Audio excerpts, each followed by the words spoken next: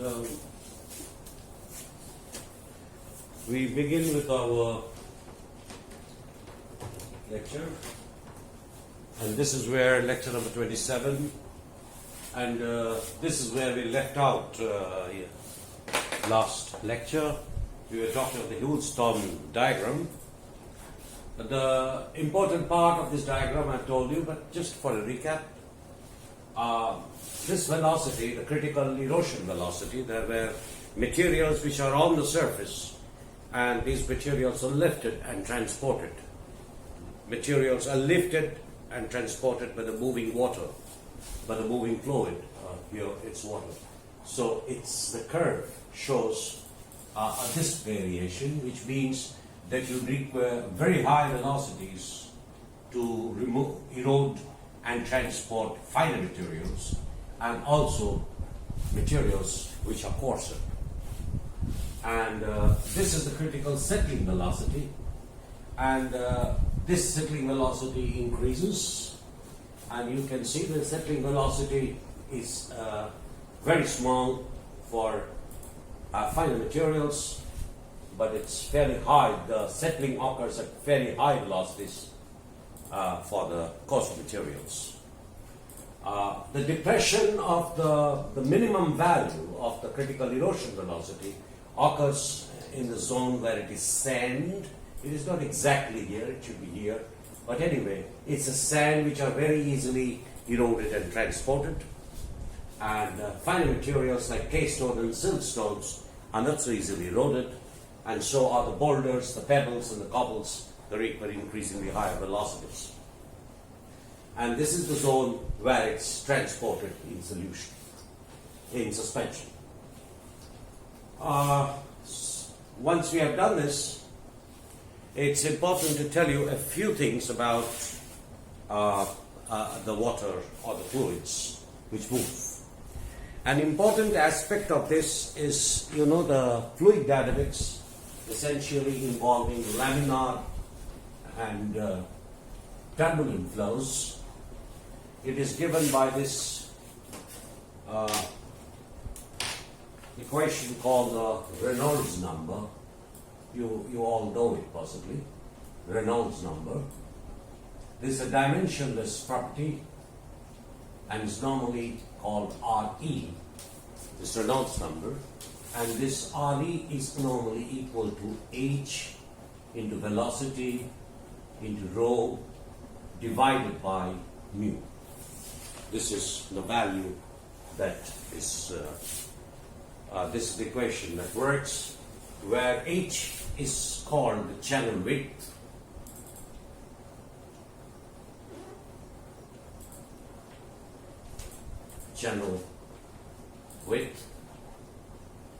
and this is the velocity, this is density, and this is kinematic viscosity.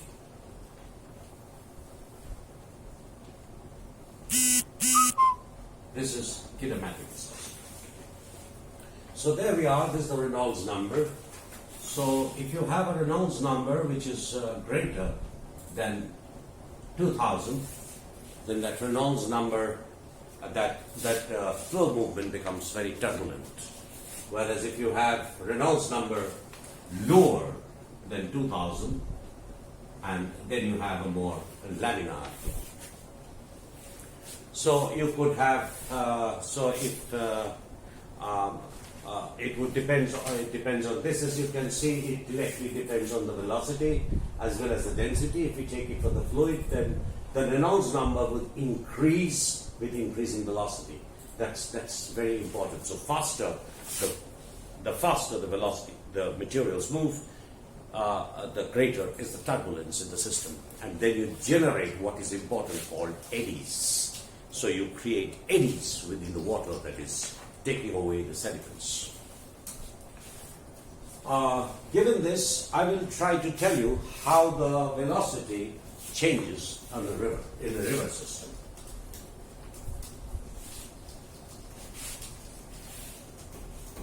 Oh my God. It's just a moment.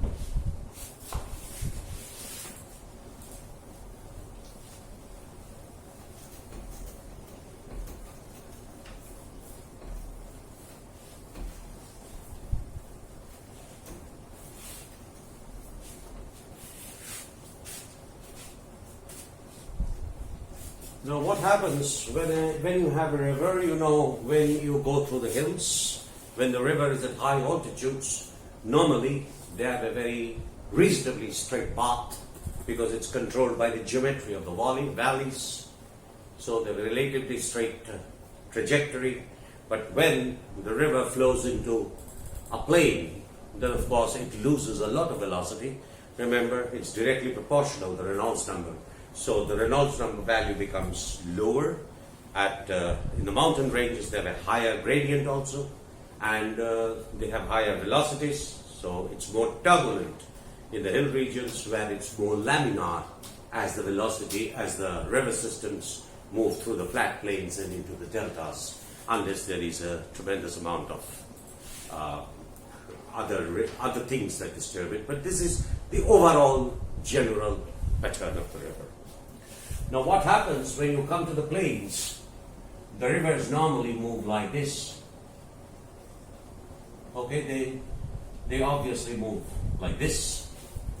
And sometimes you find rivers moving like this. You might have seen photographs where you have the river systems moving like this. So these are called meandering rivers. These are called meandering rivers.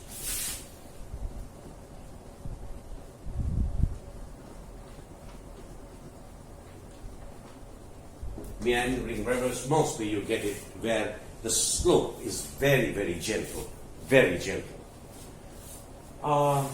Sometimes what happens is these river sections, when they flow like this, then they become close, and ultimately what happens, you generate a river system like this, and this bend occurs like this, cut off from the main river system. This is called Oxbow Lake, very famous Oxbow lakes. So essentially, because the river cuts into these edges, and then the river finds a straight path, and this curvature is sort of foregone, and this stays as what is called an Oxbow Lake. This is mostly, of course, as I repeatedly say, that this movement of the river system is in places where the slope of the ground is very gentle. That means the river flows at a lower velocity. Now what happens is, if you take a river system, if I take a section here, if I take a section here, say this is A dashed, and this is B dashed, and if I take another river system where it is C and C dashed. So what happens if you take a transverse across the river system? Then what happens is, in this part,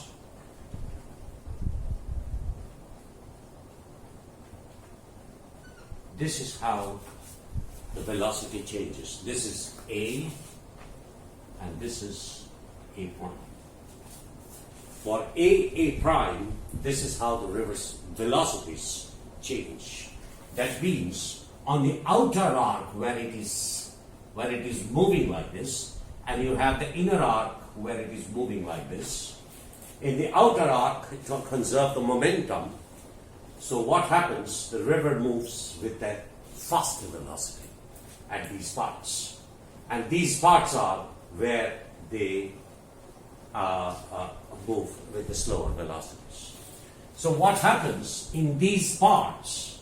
There is deposition, because for a river that is coming in with certain amount of material, the finer particles will be deposited, because the velocity, according to the Hillstone diagram, the velocity becomes slower, the velocity becomes lower. So if it comes with a straighter velocity and the velocity is lower, so there is deposition here. But here, for example, the velocity increases on this side. And so when it increases, what it does is it cuts the base. It cuts the base because it moves into the base. So the river banks are cut where the rivers move on an outer arc. You need to be very careful. So say, for example, if we're making a house, next to a big river, don't make it on the outer arc, because after several years you may be a part of the river itself. So here there is a lot of erosion. There is a lot of erosion on the outer arcs of a meandering river, whereas in the inner arcs there is more of deposition. But this is not a safe place either. Deposition is not a safe place either, because here there is a lot of deposition and it is water saturated. So what happens?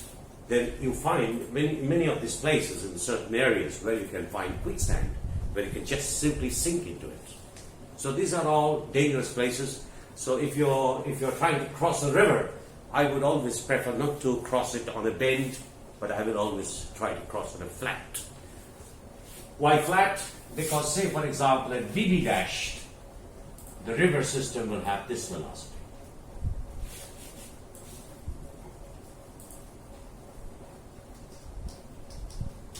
This velocity profile. So this is BB dash. So the velocities, since it's on a flat with no curvature, so the maximum velocity occurs more or less in the median part of the river, here. That's where the maximum velocity occurs. But if you take AA dash, the maximum velocity occurs close to this. And similarly, if you take CC prime, then of course you will have the same situation like that. C prime. It's just a mirror image of this one, because here then you will get erosion or the river cutting itself, and here you get deposition as the velocities are low and the sediments deposits material. So as it deposits and it cuts through, the tendency of the river is to move this way. So whenever you're seeing a river now, unless it's a mountainous valley, on a flat land, the river continuously moves over time.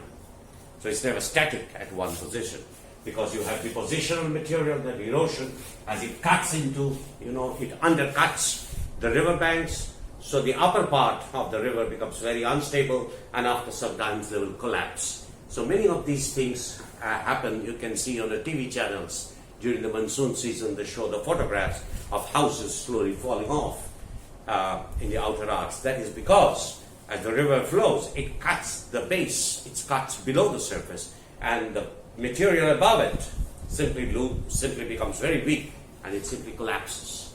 So this is how the velocity profile of a meandering river changes. And the maximum velocity here is somewhere here. So if you draw the maximum, if you join the maximum velocities,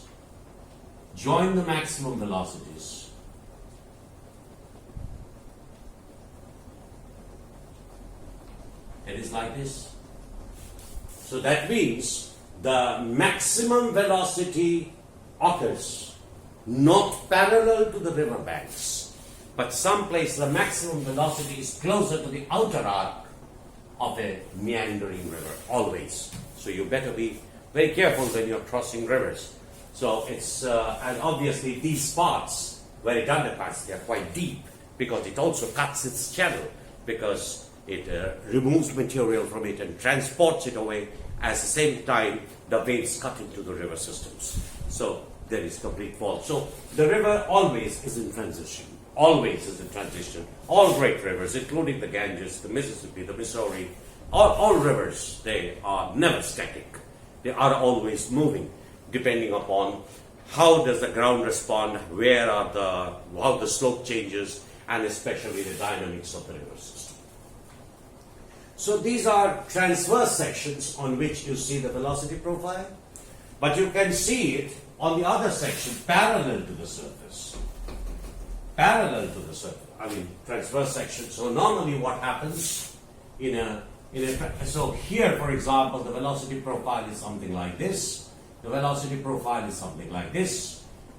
Here the velocity profile is something like this. So this is how the velocity profile changes across the river systems. Here, for example, if you draw it, the velocity profile would be something like that.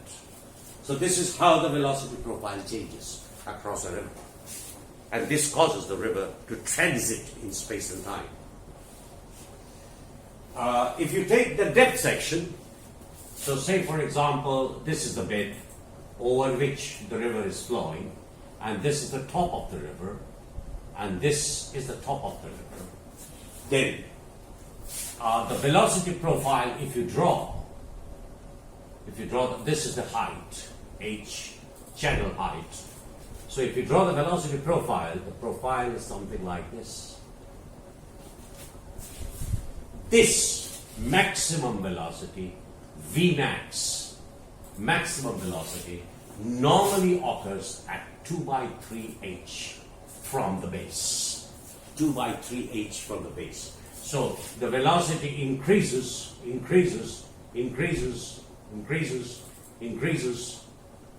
to maximum, and then the velocity starts to decrease. This decreases because of the friction with air. So there's friction.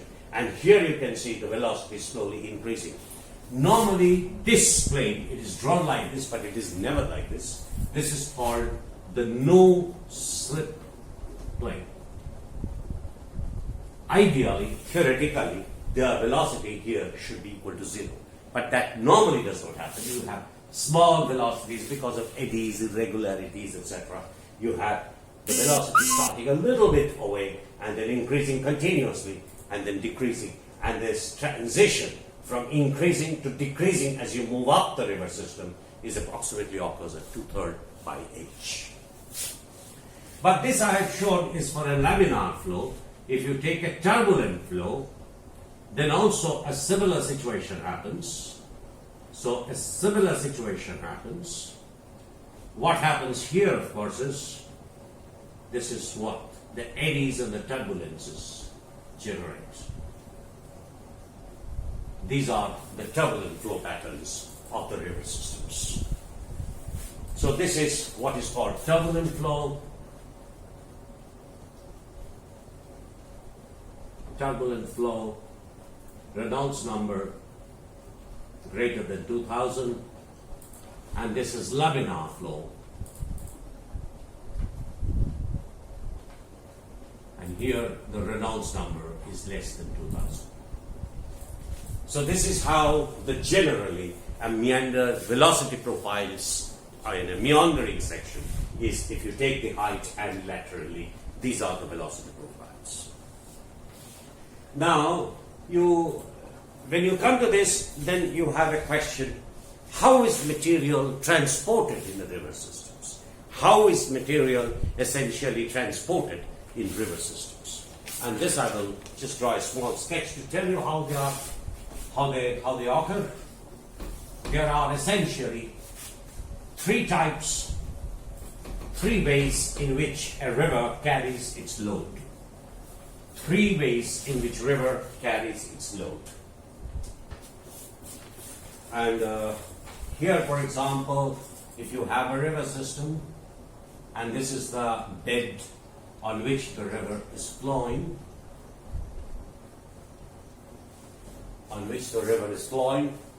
and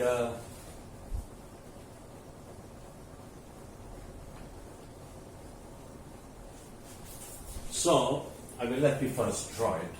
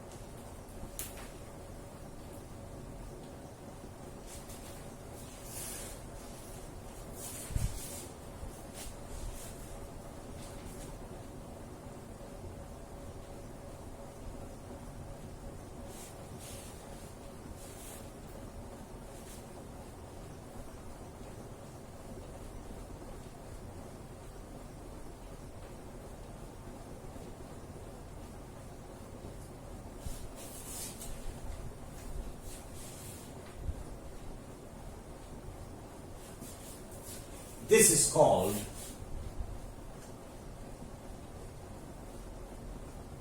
the bed load. This is called the bed load of a river system. What it does is, it has materials on the riverbeds which have connection to the riverbed, for example. Now, in this motion, you have a particle which starts to roll. This is called rolling.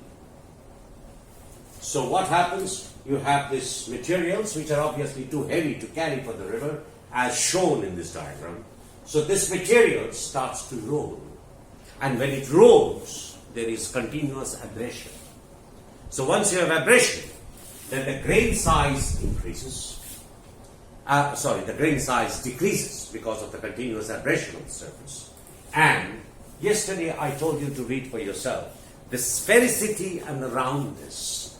The sphericity is, okay, you read the definition. The sphericity and the roundness, these are two completely different parameters. They also increase. So the tendency for rolling, etc., is that the materials slowly become smaller in size, and at the same time, because of continuous abrasion, and at the same time, they try to develop more spherical shapes. So if you go to, as I said, say for example, Lachmanjola, for example, there the water is very calm, and you go into the river and you will see absolutely well-rounded or very well-rounded to not so well-rounded pebbles which are very big. They're on the bed, and you have a very clear water. Then that means very clear water. So that is what is called rolling. So you have rolling particles in the bed load. Then you have what is called, this is called traction, where a material is drawn parallel to the bed on which it is resting. So this causes more abrasion in the lower side where it is in contact with the bed load. So it is not that you will have particles moving. This is called what is it called? Traction. Yes, this is called traction. So what happens? Materials are dragged along downslope of river systems, and here it rolls. It's not that one particle will continue to track. This particle can roll if there is such a situation. And then you have what is called when materials come and they impact another material. This is called impaction. This is called impaction. So obviously you will see, if you go to Lachmanjola, for example, you will see all resting one over the other. And this is how the water flows on it. So they have been obviously brought down with the water. So there is a lot of impaction, and this impaction causes the materials that are on the riverbed, which are obviously cobbles, pebbles, boulders of that size, greater than 2 millimeters, or even very small amounts of sand, which is 1/16 to 2 millimeters in diameter. Those materials are lying on this. So this causes it to break down. Once it breaks down, then it starts to roll, and when it starts to roll, it becomes smaller. That is how river systems reduce the grain size as it goes from the hills to the delta, like in West Bengal, for example. The Ganges and the Brahmaputra all drain into the Bay of Bengal. So if you go to Bay of Bengal, where there is a deltaic region, you will not find anything. You will mostly find silt and clay. Very little also of sand. But it all started with huge boulders that all started in the Himalayas. So obviously, there is a correlation between grain size reduction, increasing sphericity, increasing roundness of the grains that are moved along with the river. And finally, you have this type of a material where you have a riverbed and there is a load, but it's somehow taken up and it's buried. This is called saltation. This is called saltation. So essentially, you have this normally happens with the smaller particles, but it also depends on the velocity of the river, as you can understand. So these particles are lifted up and then brought down again because of eddies, because mostly river flows are the river velocities are mostly turbulent in nature. So you generate eddies and the particle is lifted, and once you cross the eddies, they fall again. And once they fall, they could break and things can happen. So obviously, this is another way that material are transported along the bed of a river. And this is called the bed load. This causes the major reduction in grain size, increasing sphericity, increasing roundness of the grains. And then what happens, as you saw in the hailstorm diagram, there could be, if the velocity is adequate enough, materials can be taken. Materials can be taken. They are no more on the bed load, but they're carried in suspension. But they are carried in suspension because of the eddies, because of the velocities, they're carried in suspension. Now, when it's carried in suspension, there is not so much of a abrasion. They're not so much because they're just flowing along the river and there is not so much of abrasion. So what happens is that these fine-grained materials are size reduction or increasing sphericity and roundness of this are not very greatly enhanced if the material is taken in suspension. So these materials that are taken in are called the suspended load. Suspended load. So you have the bed load, you have the suspended load, and then finally you have dissolved load.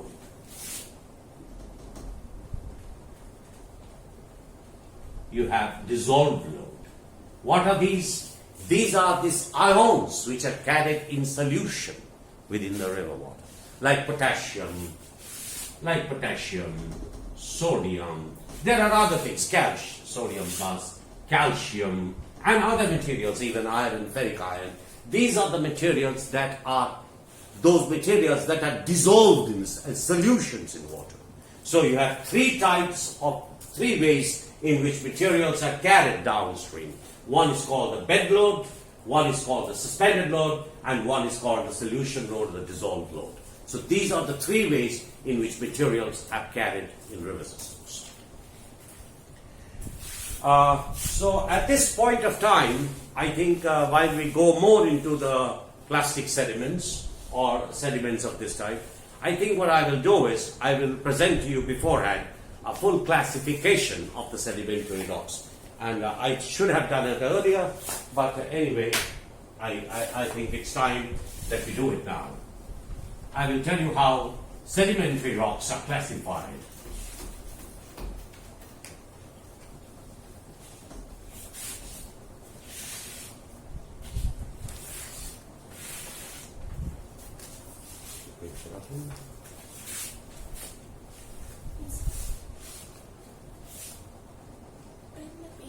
Pen. Oh.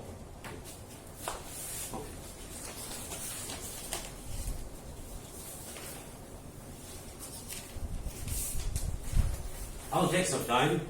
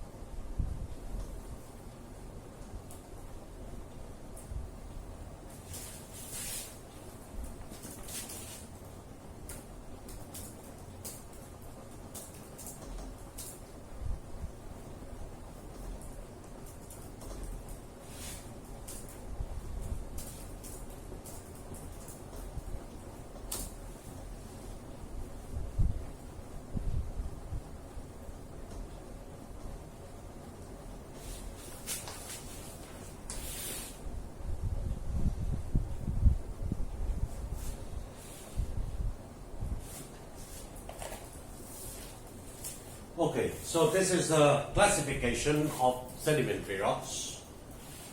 Sedimentary rocks are divided into two major divisions. One is called clastic and the other one is called non-clastic. What is clastic is these materials which formed at some place. These materials can include minerals, these materials can include rocks, this mineral can include something else, that they, wherever their source, they have been transported and deposited somewhere else. So there has been erosion and transportation of these materials and they have been deposited at some place. So those materials that are transported are called clasts. They essentially represent something of what happened in the, what was the materials that were found at the source region. This is also technically, the word used is called provenance. Provenance, the place or the source from which these materials were brought down by different elements, water, air, whatever it is. But they have been all undergone transportation, grainized reduction, increasing sphericity, increasing roundness, and then they have been deposited. So clastic and non-clastic sediments. These are the two important things. And then the next row, this row, is the clastic sediments. Say for example, the clastic sediments.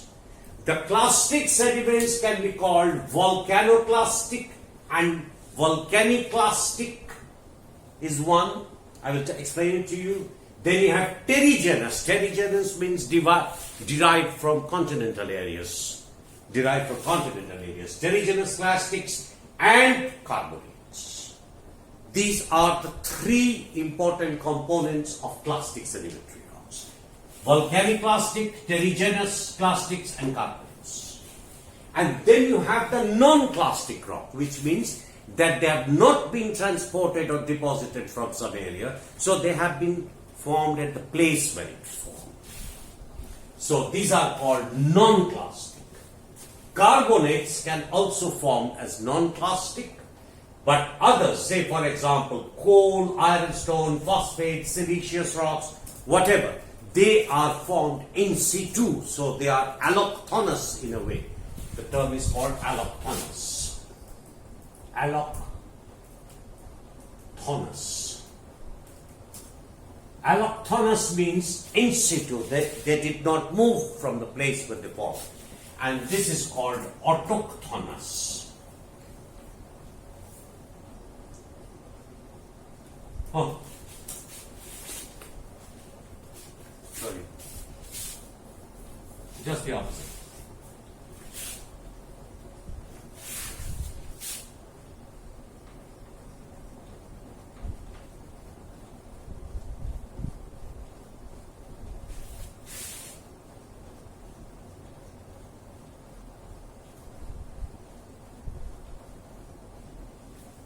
So, allochthonous means they have been transported from some place.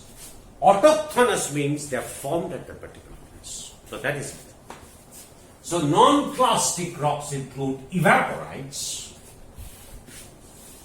They also called some like coal, ironstone, phosphates and siliceous materials. They also formed a part of non-clastic materials. And carbonates, they are also could be clastic or non-clastic carbonate.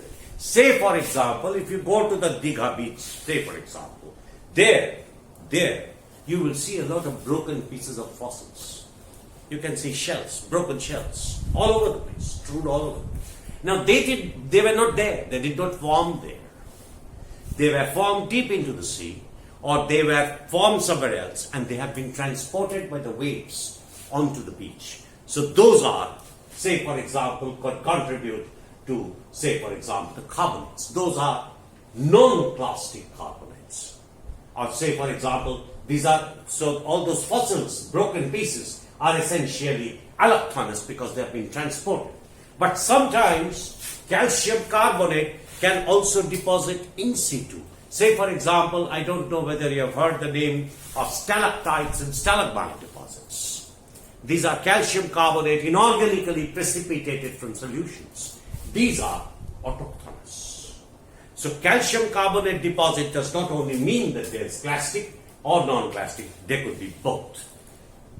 Or sometimes you can have in some materials, for example, you will see in several areas in the deltaic regions there are small number of fossils. You have a lecture on fossils. So there are small gastropods.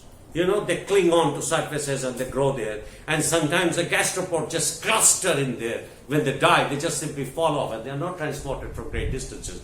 They are very close by. So those are fossils that have formed in situ, although they have not been transported. Unlike the fossils that you see in the beach, they did not form in the beach. They were transported from somewhere else, very, very to the sea.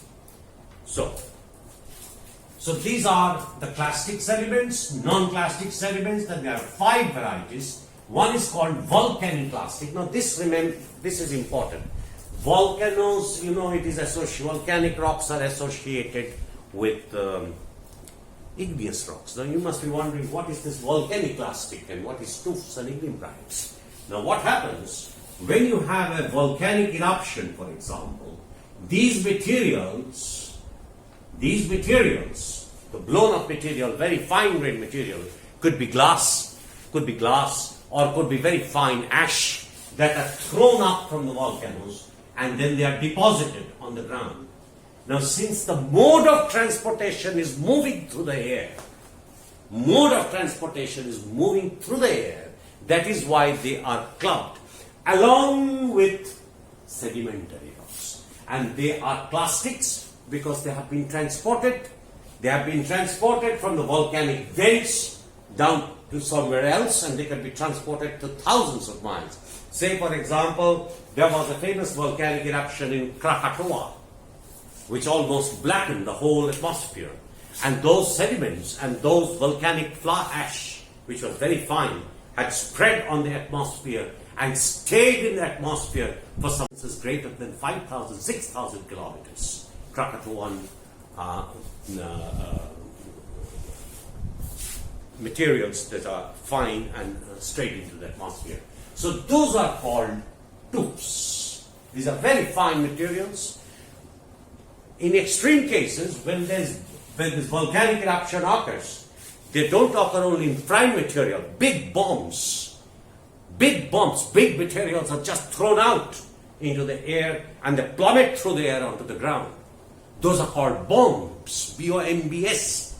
They are also volcaniclastic. It's not written here, but they are also volcaniclastic. Because although they formed by an igneous process, but their transport was through air, that is why they are listed under clastic sediments. And there is a new name that you might see, ignimbrite. These are called welded tuffs. There are different theories. Some people claim that they are formed because of hot solidification of the tuffaceous minerals that I am talking about, fine suspension. Some people say that these are supercooled volcanic glasses. There are different theories, we don't have to go into that. But again, the origin of ignimbrite is a volcanic eruption. And the volcanic eruption comes through the air, but whatever the origin, but they're transported through the air. So that is why these volcanic rocks, otherwise volcanic rocks, are grouped under plastic sedimentary rock, because their transport has been through the air. Then we have this terrigenous clastic sediments. Terrigenous is derived from the continental areas, and so these are, as you know very clearly now, mud rocks. Those are consolidated sedimentary rocks whose grains are larger than 2 millimeters. Sandstone, these are consolidated sedimentary rocks. These have sizes between 2 to 1 by 16, and you have conglomerates, pebbles, cobbles, etc., the conglomerates with size greater than 2 millimeters, and they could be of varied sizes. So these are the rocks that are also plastic sedimentary rock. This is what we were studying so far. And then you have carbonates, as I told you, some of them are plastic, and there is non-plastic. Coals, for example, you know how coals form when you have forestal regions and they subside and all the materials go down and they're covered up and you form coal. So those are all in situ materials. And then you have evaporites. As I told you, in the evaporites you have the lakes, and in this shallow basins, you know, if I don't know if you have come from any place where where they make salts, that is what they do actually. They allow the seawater to come into the surface, and then when the seawater wants to recede, it stops them from receding. So what happens after some time, the seawater which is saline and the hot sun, they allow the seawater to come in and they lock the amount of seawater, and then what happens, the sun dries up the water and you get crystals of sodium chloride. Sodium chloride crystals are called halite. Sodium crystals are called halite. Halite with the formula NaCl. Halite. These are formed this way. This is how there are different types of minerals that are formed. You should see some photographs of Yellowstone National Park where they have this fantastic, not evaporite sequence, these are the volcanic sequences. But anyway, you can see a lot of materials that are deposited on sea. These are called the evaporite sequences. Then you have all the sequences, and this row tells you what materials are there. Here, for example, you see under the clastics, you can see this volcanic classification. This may contain lithic fragments. So when there is a volcanic eruption, you see, say for example here, volcanic. Here there are two lines, this line and this line. It may be composed, but there is no this line. What does it mean? What it may contain? It may contain minerals like quartz, mica, feldspar, calcite. It may have, or it may have lithic fragments. What is this lithic fragments? You know, in a volcanic eruption, what happens when there is enough volcanic eruption, materials blow the top of the hill. The top of the hill is made up of some pre-existing rock, obviously. So those top of the hills are blown up, and those materials are caught up within the pyroclastic, volcaniclastic sediments. And so this is why those are called lithic fragments, from lithology, lithic fragments. These are rock fragments. So volcanic classification, volcaniclastic, contains minerals. These are minerals, and these are the lithic fragments that they can form. Limestone, mud rocks, volcanic rock, metamorphic rock, igneous rock, chert. The list is endless. Similarly, say for example, there is something interesting here. When you have carbonates, say for example, I am drawing here the lines. There are three lines. 1, 2, and 3. So, what does it mean? That if you have a limestone, you have to have either clastic or non-clastic. So that is one thing. But in general, they may contain lithic fragments from which they were brought with them. There could be lithic parts, rock parts.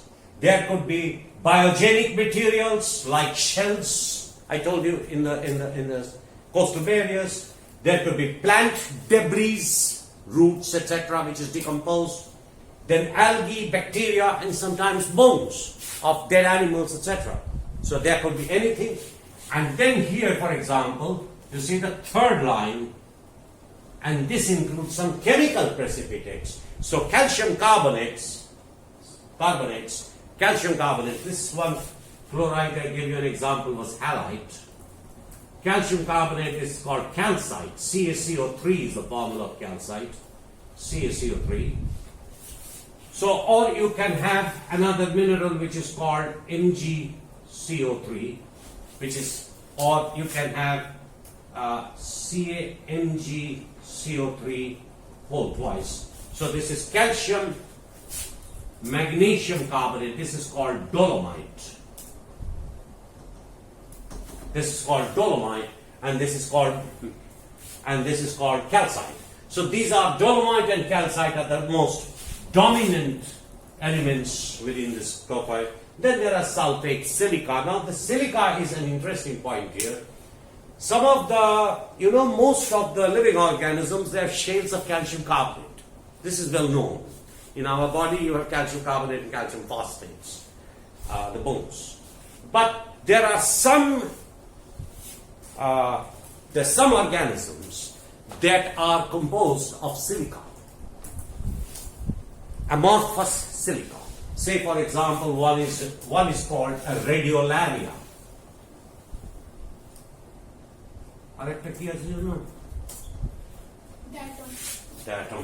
Datum. These are essentially fossils, but they are siliceous shells.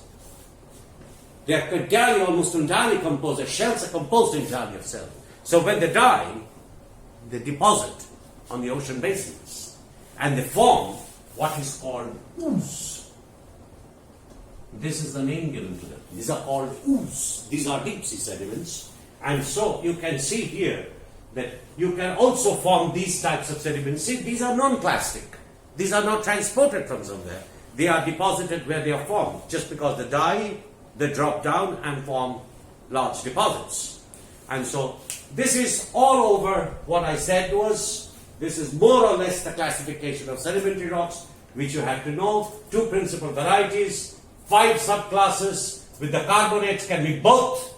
This is plastic, carbonates could be both, and here you are.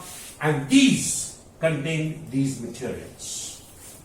Yeah, okay, we stop here. We will continue with the clastic sediments. I will focus mostly on the clastic sediments. Those of you who are in geology, for example, they will have much more detailed work on this. But I will try and continue with the clastic sediments. Right? Thank you.